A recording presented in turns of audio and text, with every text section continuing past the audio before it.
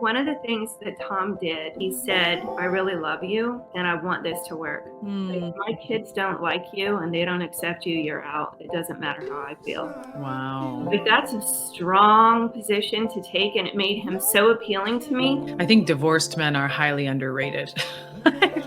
I tell women all the time, like, divorced men are chef's kiss. They really have things figured out. So tell me, what are you doing with your podcast, and who are you targeting? And So I'm looking to reach women of all ages, the younger the better, because if I can keep them from making the mistakes that I made and having the heartbreak that I had, and this beautiful long hair of mine, it just covers up the knots on the back of my head from doing stupid things in relationships. Well, that's inspiring to me. And, one of the other things is trying to get women to understand really how to be a good friend to other women, how to support other women being strong instead of that sense of competitiveness that we can sometimes have with one another, or that, catty nature. We're notorious for that, but to let that down and know we're not really a threat to each other. We should be a resource for one another instead. I think we learned that at a young age, right? When there's movies made about it, Mean Girls, and we Yeah. learn through our words, and that we kind of we have our own pecking order, kind of the alpha beta type, right? Where you have different types of personalities that form.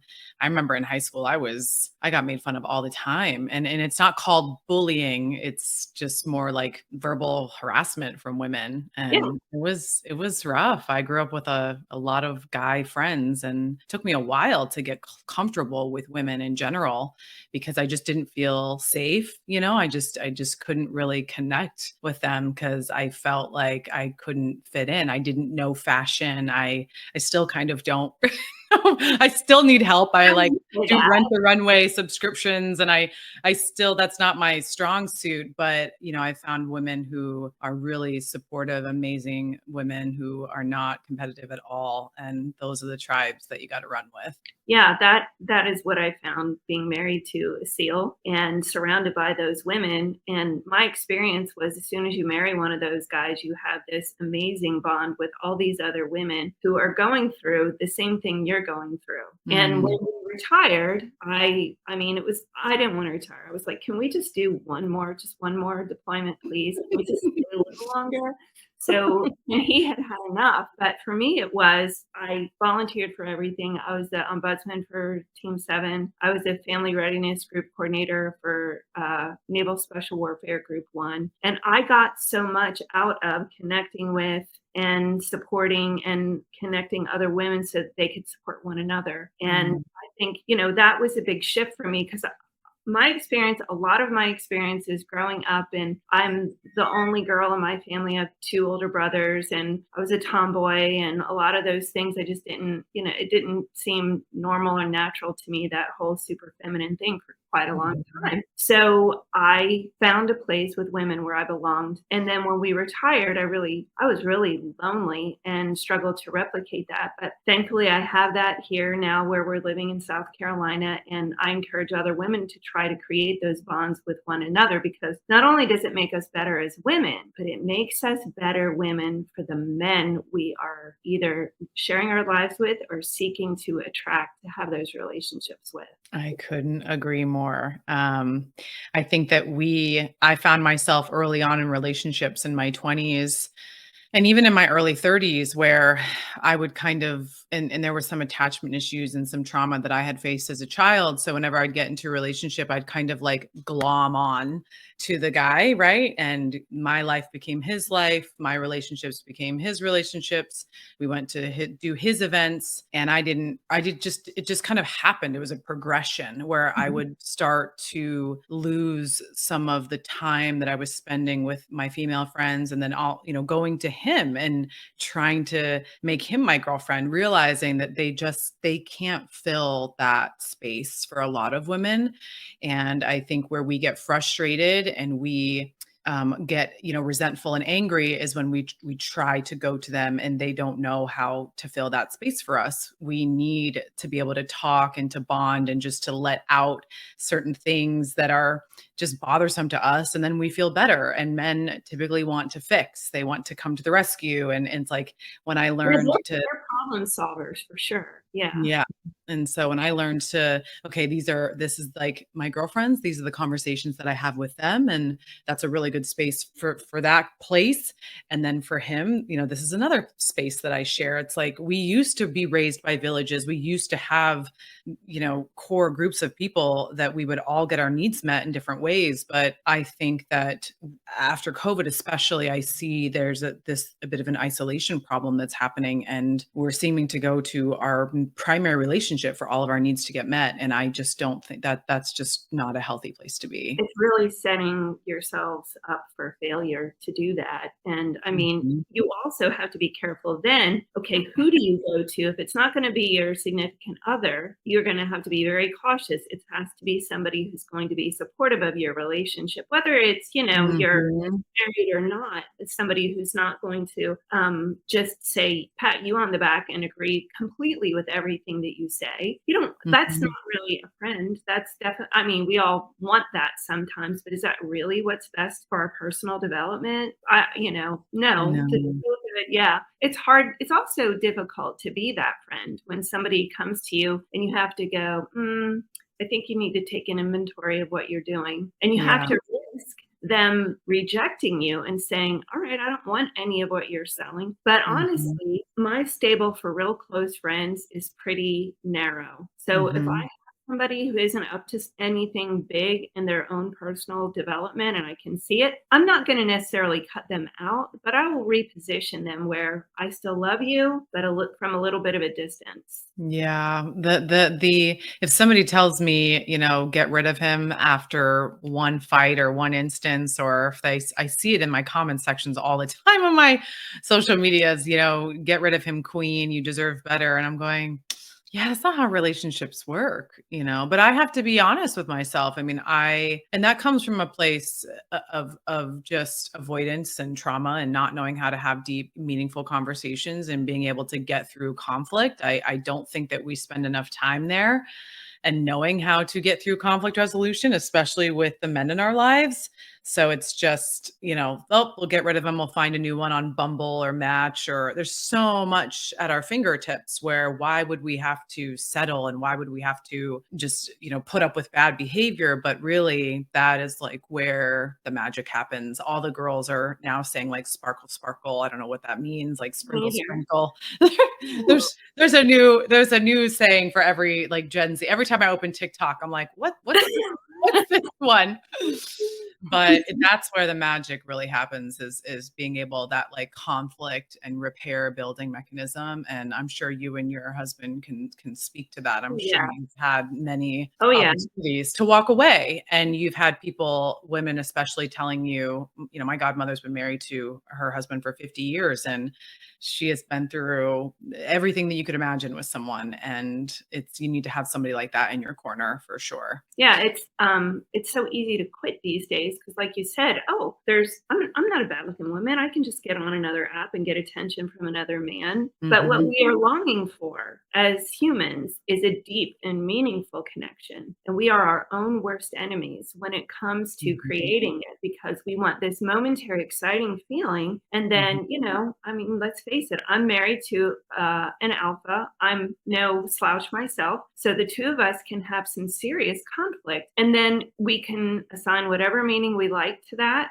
just like everybody else. Like, does it mean he doesn't love me? Does it mean he thinks I'm less or vice versa? No, my word is that I'm going to stick it out with you. I don't care. I'm going to Mhm. keep fighting toward my husband and he's going to keep fighting toward me. And we are taught these days, unfortunately, that, you fight away from one another and it's a Mhm. recipe for disaster. It really is. I like that. That's a beautiful saying, to fight towards someone. Yeah. So how did you find my stuff, and what draw you, what drew you to it, or what was There's a lot of similarities in our mindset, and Mm, I work with women, you work with men, but I feel like there's a lot of synergy and symbiotic nature to the work that we do, because I'm trying to help women get out of their own way. Sometimes what ends mm, up happening there is I'll spend some time with men, but primarily I'm working with women to overcome their insecurities, their victim status, where they want to say, it's not my fault, I'm being treated this way. And I'll have to get a little mirror and go, I want to remind you,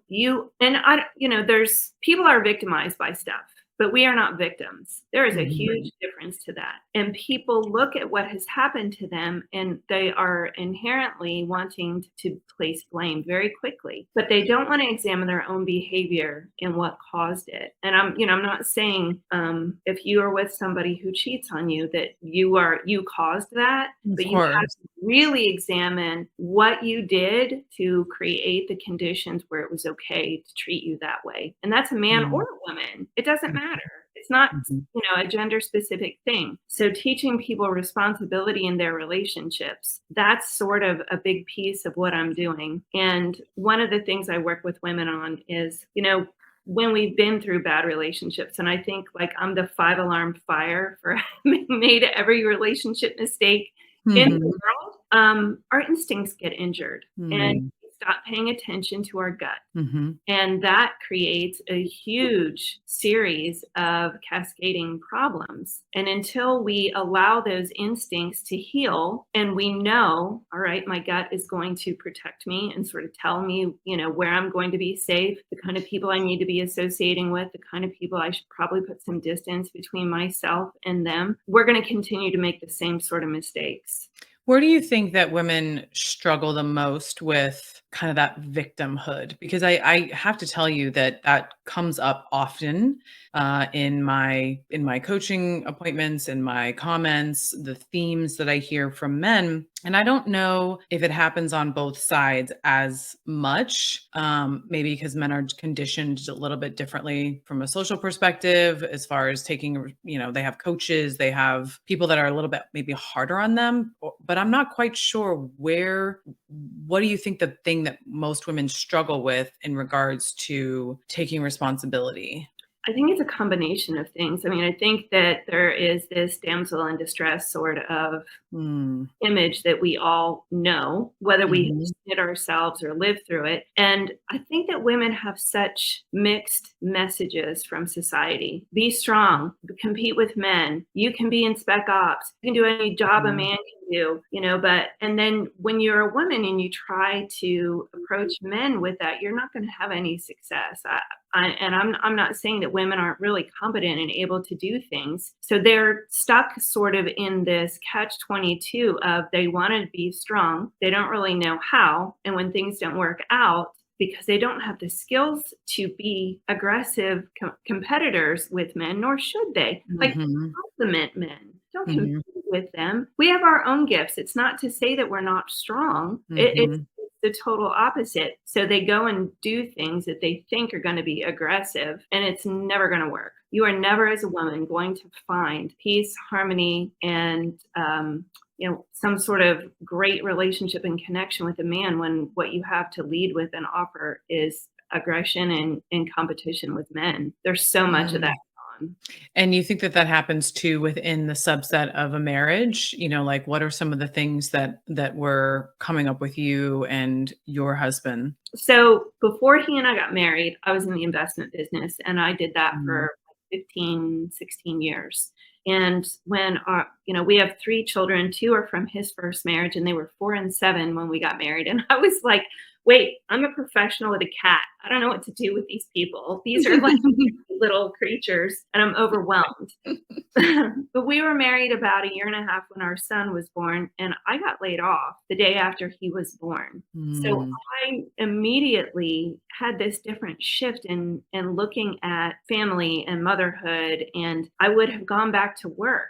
if that hadn't happened. And it was the biggest gift of my life to have lost my job, because then my lane was clear and his lane was clear. Mhm. And he was off doing the work of the Navy, and I was covering down and raising the family and keeping things in our home running and, taking care of our finances. It's not like I was Stacy homemaker, swabbing the kitchen and cleaning the toilet. Mhm. It was make sure our finances are good, make sure everything is in order, don't make any mistakes while he is gone, and have his back in every way. Mm. Then when we transition to civilian life, I mean, that is the stuff of real tenacity. And I know so many military families who are so looking forward to retirement, and that transition is no joke. Because Mm. everything goes from clear lanes to you're not really clear where anybody's role and responsibility is. So, how are you going to make money? Who is going to do what? Mhm. Who's going to be responsible for sales? Who's going to be responsible? Are you both going to work? Who's going to do what now that there are two people in this house and one of them's not in the Navy anymore? Yeah. We don't have a Yeah. single paycheck. So how do you figure that out? And the income piece was difficult. We did not have so much of the identity, because as much as SEALs are notorious for being alphas, his identity was never wrapped up in the fact that he wore a trident. Mm. It was just his job. He loved it, but it was his job, Mm. not who he was. So, and maybe he's different from some of them. I would think so. I think that's rare. I think if some team guys are all in, it All is team, all who they are. Yeah. yeah. Well, I'm really blessed. He's a family man. The kids and I are his top priority. And of Mm. course, wasn't this that way when he was in the military? But that doesn't matter what you're doing in the military. The military always comes first. Your family is going to come second. So transitioning to how are we going to make a life? Who are we going to be as civilians? And which roles do each of us take? So finding something where we felt like we're both contributing, it works for me, it works for him, and the kids see us as good role models at the same time. That was a big challenge, all of that. Yeah, I mean, I don't think I had the thing that was really apparent for me when I started dating and when I started getting into relationships myself was really that message of you can do anything and you don't have to sacrifice. But that's a lie. It's a lie. You do sacrifice. And I particularly I never really wanted to be a mom. That wasn't I was always more of I wanted to start something big like I'm doing now. I wanted to do something on my own more, but my mother really did not instill that roles weren't okay, right? And I think that's what a lot of women are facing today is they're confused. They don't know where to find their place. They might want a family, but they can't seem to get one because coming in from that corporate America, I'm sure you can relate. You have to let down your own mask. You have to kind of take off your armor when you've been competing out in the world of work and in the world of alpha, and coming home and dropping that can be challenging at times. And then you're just doing the laundry and going, well, I meant for bigger things than this.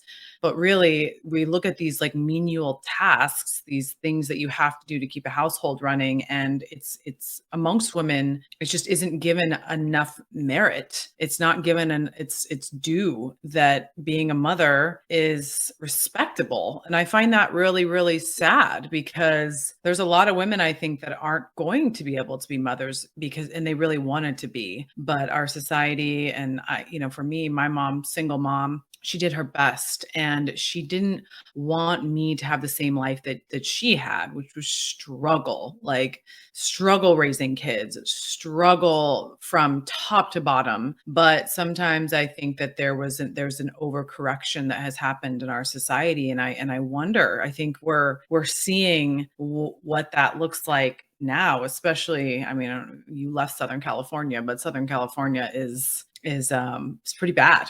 It's pretty bad because nobody seems to want to settle. Nobody seems to want to give up anything. It's like, I want everything and I want it now. And I It's want to be the man and the woman in the relationship. And I want to do, and I want to have these women just don't want to let go of some of these roles. And I find that to be an interesting conundrum that we're in. Yeah, so and a lot of it I don't think is very new because when I was in the investment business and I was on the East Coast, I was always seen as this very successful, competitive female executive. And I could not leave that spot, stay local, and do what I'm doing now. I absolutely had to have a big change of venue, for lack of a better way to put it. So I up and left everything in my life in Pennsylvania to go and be with my husband in San Diego. And there I could recreate who I was. And I took a position within a bank where I was still an investment professional, but they immediately saw me as a wife. And because we had two stepkids,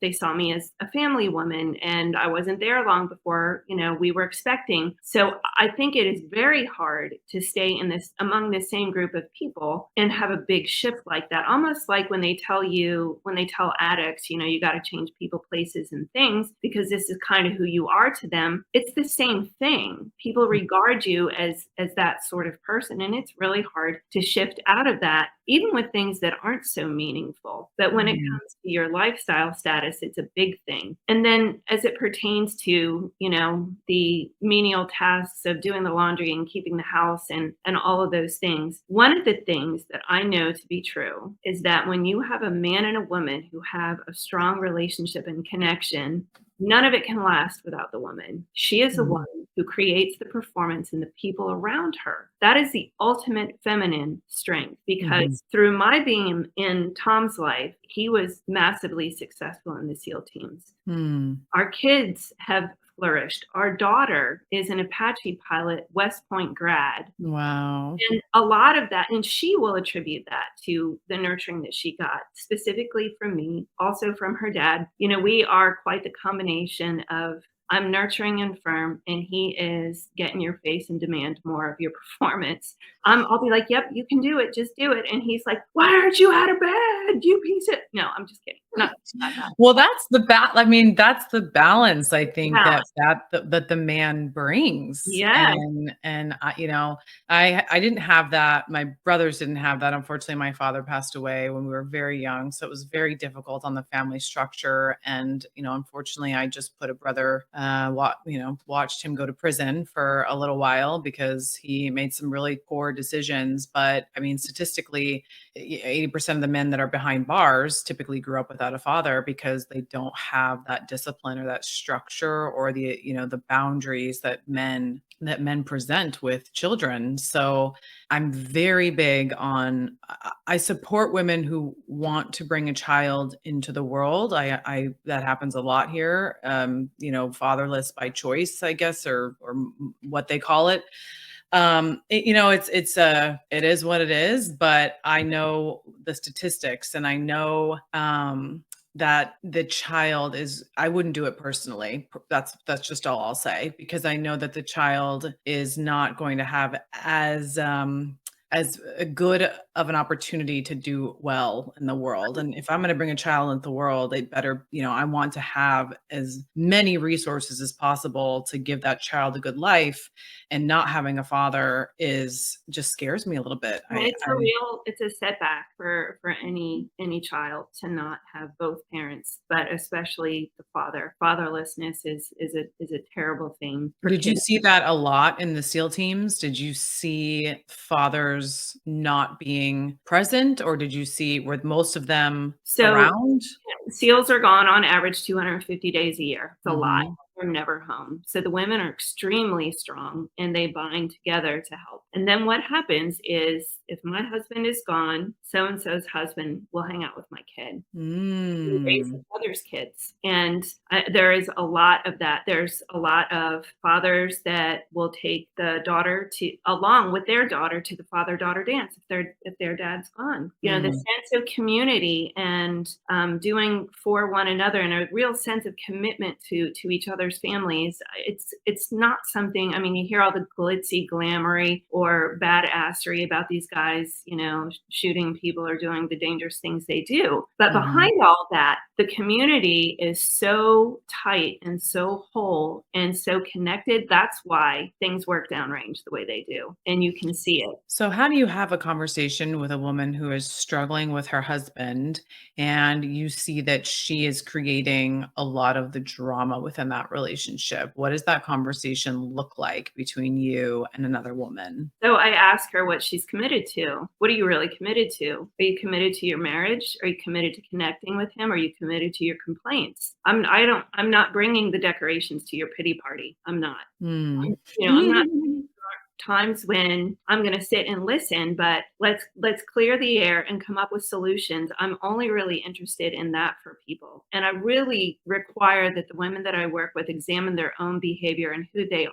Because if they're bringing the best version of themselves to their relationship, the likelihood is that the man is going to mirror her behavior. Mm. And if he doesn't, maybe it's time to reconsider. And I mean, not like I'm saying abandon ship in a marriage. I mean, Yeah. I've been married almost 18 years. There have been times things have been very difficult. Mhm. Anybody in a long-term relationship is going to tell you the same thing. The question Mhm. is going to be, what did you give your word to do? What did you say you were going to do here? Mm. I'm fortunate. He and I are both very committed to performance in all areas of our lives. It's probably one of the things that attracted us to each other. So we have sort of a formula that we dedicate to relationship, physical, intellectual, wealth, and spiritual every single day. And I can tell you, if we're not doing those things, it's going to show up in short order. Maybe 3 or 4 days is all we can stand of not connecting with one another in all 5 of those areas. And it doesn't take that long. And then you don't have to do damage control. Mm. I mean, those would be the sort of things and conversations that I would have with the women that I'm working with. I love that. As far as your daughter goes, I mean, now how old is she? She's 25. So 25. Is she married? She just got married. Cool. Yeah. So how did you kind of impart your wisdom onto her as far as the type of man to look for, and, as far as roles within their relationship, kind of what were those conversations like when you were raising her? Well, a lot of it was modeling it as parents and as a woman, and, conversations about it's hard to know what you really want as a woman. First, I think it's easier to say what you don't want. Hmm. And take a bit of an inventory on that. And I think it's in that really lizard brain thing where we want a man to protect us and our offspring, and those are the first 2 things you're going to look for. I don't care who you are or what you say or what sort of feminist movement you're coming from. Those are going to be the things that you're genetically coded to do. And then after that, what kind of lifestyle do you want, and what kind of a man is going to fit that lifestyle, and to include, do you want kids? I mean, not everybody wants that life. Some people do, Mhm. some people don't. We all have a choice in that. And if you're going to have somebody, if you want to have a family with someone, choose somebody who you've seen interact with children, how they treat children, how do they treat their mom. That's a Mhm. huge sign, Mhm. either good or bad. Either like, yeah, I like that, or run for your life. One of the two.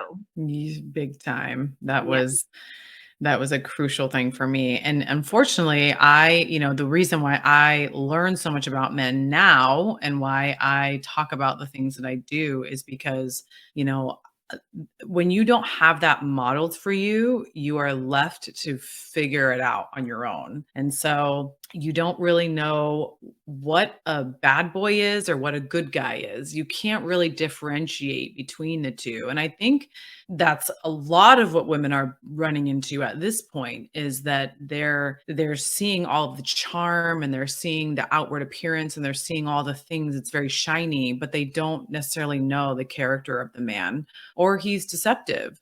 So you get into these relationships and you're not really sure how, like, you don't have a father that's modeling for you what true masculinity is. And so I see a lot of the women that follow me, they've been really hurt by men. They've been really let down, and they don't necessarily know, that their picker is potentially off. Like, they don't know that they keep kind of repeating these cycles, and they keep picking the same person and picking the same man, and they don't know that it's because of, potentially, like, their own wounding and their own abandonment and their own inability to kind of break the patterns that they're in. So for me, it's, I really try and tell women, and I really try and get into their psyche and say, stop dating for a second. And, like, we need to stop. We need to, like, just take a minute and start writing down some themes that you're seeing throughout your relationships, and you'll start seeing some things come up. And then taking responsibility. Again, that was a huge thing that I did, learning about men, trying to understand how they think, and trying to understand what they're looking for in a woman. Because I don't think, again, society is not teaching us to really look at our roles and what a man wants. Like, we're kind of demonizing it. I don't know if you're Well, familiar with any of what's happening, but exactly. yeah, we're telling men, like, you're wrong for wanting a woman to stay at home. You're wrong for, wanting a wife who brings you peace, and whatever that means. And it's like, it doesn't mean that she can still be strong. It doesn't mean that she doesn't like you. I'm sure you're very strong when you need to be, but that also means that you can be peaceful, and you know how to get the best out of a man, which can be softly. You don't have to Okay. carry a big stick to and, like, That is whack how them around. that's how a woman wields her influence, is with softness and tenderness. It is not with aggression. Mm, I was 22 years old when I began working in the investment industry, and it was completely male dominated. And I was the underdog, but I felt like my femininity and my youth and my beauty were my secret weapon. mhm, And, when men love when women are deferential, they love when women respect them. And I'm not suggesting for people to be phony or fake. People pick up when you're inauthentic about things. But let's face it, a young woman working in an industry surrounded by men who've been in it for decades, there's so much to learn. And then mm, to solidify your position as somebody they want around by seeing your willingness to learn, your respect, and your efforts. And, mm, it was a tremendous opportunity for me to learn how to engage in the dynamics of relationships between men and women because, like yourself, my father didn't die, but my dad left when I was 8 years old. So, mm, for all intents and purposes, I had a similar situation to yours where there was no male role model in our family. And we really struggled financially for a long time. And I didn't have anybody to look to for successful relationships. So I continued to connect with men like my dad, who, was not the best example of how, I mean, I wouldn't want a woman that I care for to be treated mhm. that way. So I sort When of did you know that your husband was different, or how did you kind of break that cycle? it was when we were dating that he was transparent with me, and he was vulnerable with me in a way that I knew what he really wanted. And what he really wanted, he had been recently divorced, and he had two very little children, and he wanted a family. And for him to express that was something very different. Men just don't say that. They don't tell Mhm, people. They don't tell a woman within the first couple months that they're looking to have a family again. They want somebody to help them raise their kids. They want somebody to be a part of something bigger than just their military service. And they want to provide you with a life of security and stability as well. So mhm, it was really, really different. And one of the odd things was a weekend we were spending together out of town, and it was like Sunday morning or Saturday morning, and he got a call from his sister, and he was on the phone with his sister and his mom for like 20 minutes. hmm, And that was like a green light to me that mhm, like, he's a family guy. His family mattered to him enough that he wasn't like, oh, I'm just going to send it to voicemail. It was an open conversation with his family in front of me and talking with them about his kids and how much he he couldn't wait to see the rest of his family again, and they would be doing something together very soon, and he was looking forward to it. So I was like, wow, that's a great quality to have in a man. I think divorced men are highly underrated. They really Divorced appreciate a good woman. They really do. They do. Divorced men, and even if they have children, that's kind of where that's my playground. That's where I play is I don't blame you.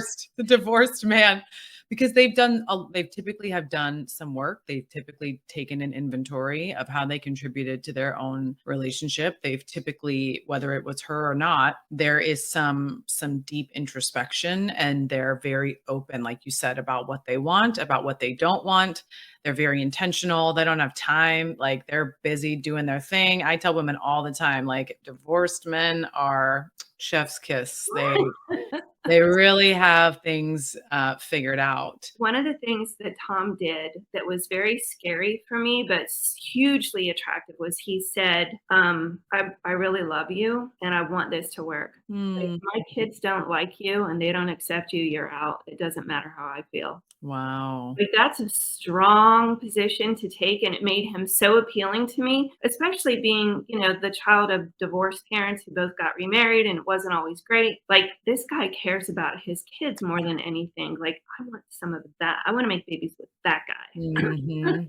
Yeah. Yeah, I think that's important for men to hear as well, that, they need to, because the nice guy syndrome is all about giving up a little piece of themselves, right? Because they need that validation, or they didn't necessarily get the love that they needed from their mother, right? Or their father. So they kind of start giving up. A nice guy would have said, oh, like, regardless of whatever, like, we'll make this work. We'll make the kids, the kids will be Well, fine. he'll come around. Yeah, they'll come around, and it's really doing a disservice, because women start to lose respect. It's like little micro doses of a loss of respect when a man does not have that backbone, and like, that's very attractive that he's willing to let you go because his kids were the priority. And I think guys need to hear that you need to stick up for yourself, stick up for your values, stick up for what you believe in, and a woman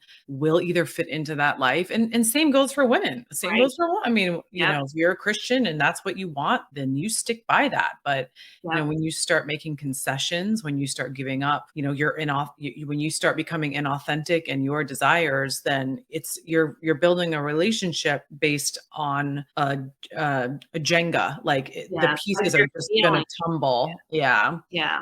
So I've listened to and watched a lot of your content. Mhm. So what was the beginning of it like for you? Like, how did you actually start? And what was the feedback like when you began? So I put out a TikTok. Now it's probably about a year and a couple months ago, and I've been very lucky. It's grown quite a bit, very fast. But it was I honestly was. It was a joke. I was on TikTok, sitting in my apartment, and my friend had introduced me to this app during the pandemic, and I just started scrolling, and I thought, this is just such a waste of dopamine. Like, what am I doing here with this? But it was amusing, and I thought, well, this would be fun. Like, why don't I, and I did a satire about how men need, like, cave time, and they need to take some time away to get more testosterone. They need to get recharged. And one of those things includes, not being around estrogen producing things like their girlfriend. And it was a joke.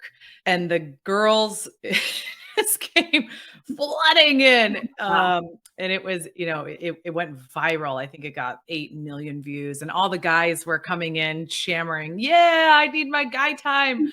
I need my bros, I need my hour, gungo, gungo, gungo. Like, they were just hilarious. But it was very apparent very early on that there was this divergence happening. And I'm a scientist. I was a scientist for about 15 years of my life. I worked for a very large pharmaceutical company, and I loved it, but I kind of always knew that there was something bigger happening for me. I didn't know what it was, but so I started to see this divergence even in my comments of attack, and men withdraw and then attack. You're doing this wrong. You're doing this wrong. No, it's men are always this, women are always this. And it was like a gender war happening in my comment section. And I thought, wow, this is so interesting. Like, this is just one post that I put out, and it's garnering this crazy reaction. So I did another one, same type of thing. I did another one, same type of thing. And I thought, okay, this can't be, this is not really happening out there. Like, this is what people are actually thinking. It's this bad. Cause I wasn't privy to what was happening. I didn't even know about the manosphere and about the different areas of the internet and where people were existing. I didn't, I was a feminist, but like not a crazy feminist. I just thought that meant, equality for women, and that I didn't realize there was a subset that was actually, making men feel terrible about themselves. And I didn't really understand how society, or how men felt in the current state of society. And then I started just realizing after each post, men would come in and they would comment and say, I've never felt so validated in my life. You have put into words what I have been trying to say for 20 years to my wife, and I haven't been able to say. And of course I would talk to my brothers and ask them and get intel and say, did this happen in your marriage? Is this something that is true? Did your wife make you feel this way? And then I did another post that said men are afraid to talk to women sometimes because they're afraid of what the reaction is going to be when they share their true selves and when they share their true feelings. That got another 8 million views. Wow. So it just became really apparent to me that there's a lot happening underneath the surface when it comes to men. And I have kind of made it my business now, for better or for worse, to be the conduit to the conversation. And, I have a real passion about this. If it helps spark conversation, if it helps you get into therapy, if it prevents you from going into divorce court, if you send one of my videos over to your wife and say, hey, this is what's happening, or can we talk about this? This is how I feel, whatever it is. I'm here for it. I'm here for it. And everyone is a big win. Every single one. So what do you think men are doing? Like, what's the biggest thing that's undermining their relationships? With women, the biggest thing I think is they underestimate how much emotional connection that we are looking for, to feel seen, to feel heard, to feel safe.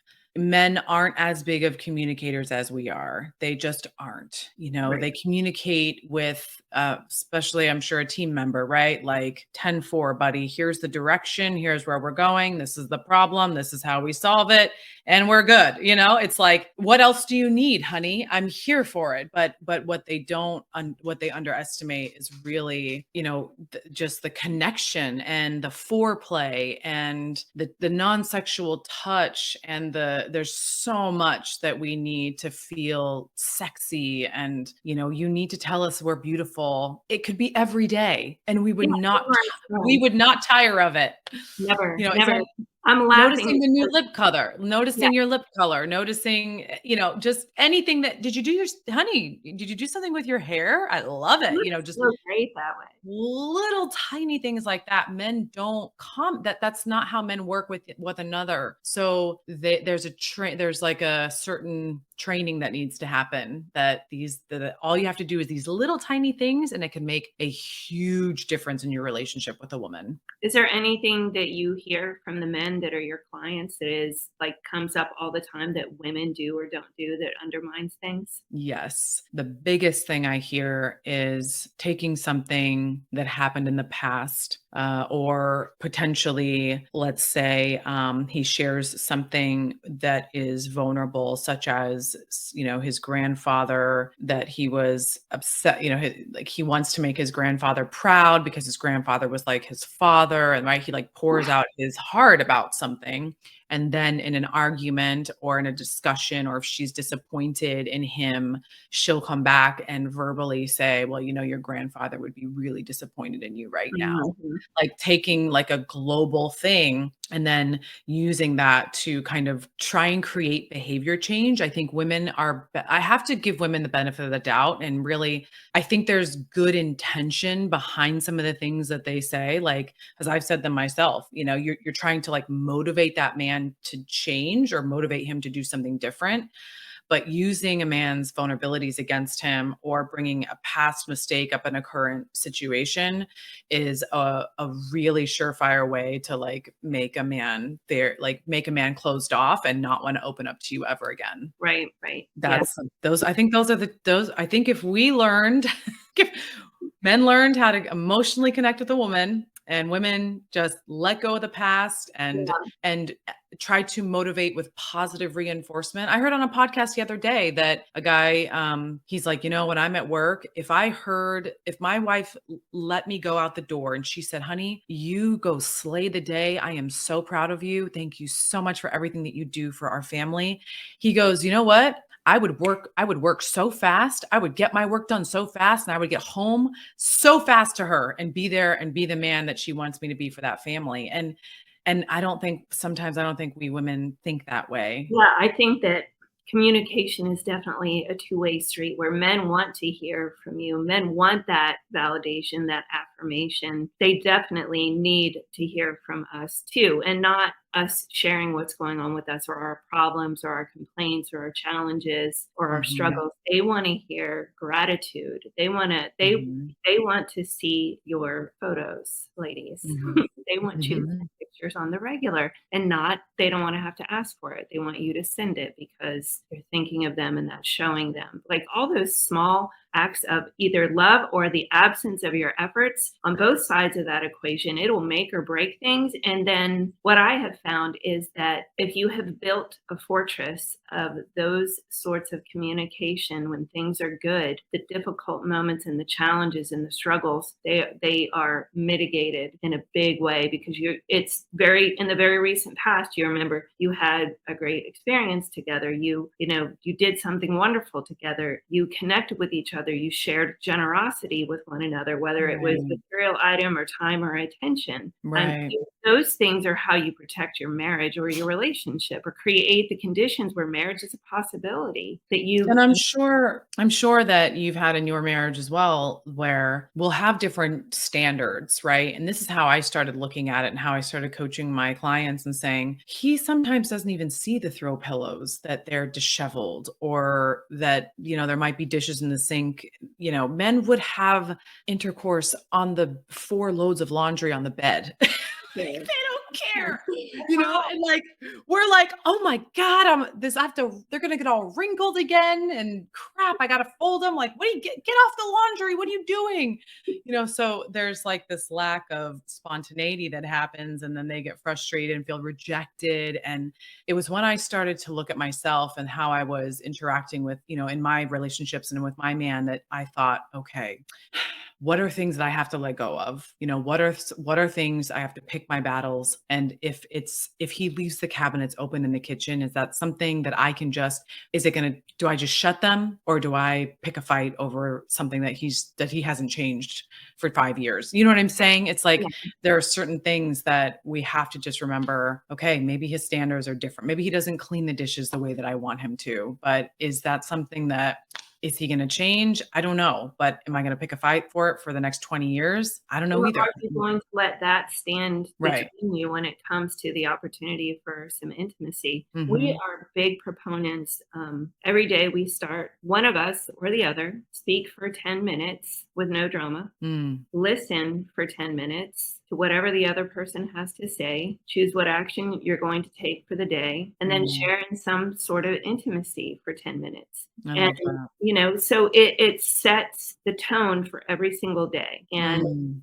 we are one for the rest of the day if we have that undivided attention. Your days have got to be crazy. Our days are crazy. Mhm. So, if you don't go, oh, if you say, I'll get to that later, guess what? You're never going to get to that later. The time Mm. is right now. when that person is with you. Don't take it for granted. I mean, I also had the luxury and challenge of having been married to a guy who could die every time he walked out the door to go to work. Yeah, But that's a yeah, yeah. but I don't treat it any differently now. It's the same thing. I mean, I remember when our son, he was 4 months old when Tom left for Iraq, and he would come home from work, and my mom would be there. The baby's really small, and I would have just gotten him to sleep, like fed him, burped him, changed him, and he went to sleep. And Tom would pick him up and start playing with him, and my mom would look at me like, Hello. "Lost your mind? Like, are you going to like, are you going to kill him?" And I'm like, "He's leaving. I don't know if he's coming back. He Mm, wants to play with his son, he's gonna play with his son, and I'm not gonna say anything about it." So, choosing where it is that you're going to have consternation over what the other person is doing. yeah, Absolutely. Are the cabinets open? Do I wish they were closed? Yes. And that's also not to say that they can't work toward conforming to you a little, and you can't work to of conforming to them course. a little. It's a two-way street on both sides. So, if he wants more pictures of your naked body, then maybe you could do the dishes a little bit better. We can negotiate these things, right?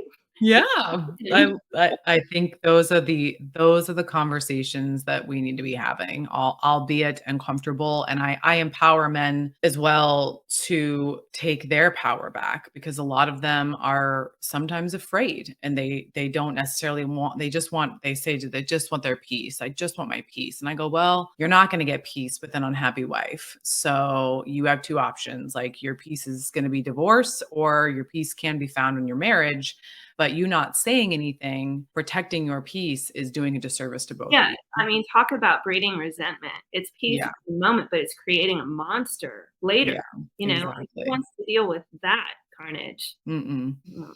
not me. Me Well, neither. thank you so much. This was a pleasure to meet you Likewise. and to hear what you're doing. And I have a lot of respect for team wives. I do, because I'm not sure I could do that. Watch my husband walk out the door. I listened to some of the podcasts. I've dated one myself and I mean, I'm so thankful for the protection, right, that we have, and we don't have to wear burqas in this country and on the backs of men like your husband. So I am very appreciative for his service and very appreciative of you sticking by him. Thank you so much, and I really wanna give a shout out to all the wives who are in that club of being married to SEALs. They're an amazing group of women, and I've learned so much being a part of that community. Thanks for having me on. I've really enjoyed chatting with you. Absolutely.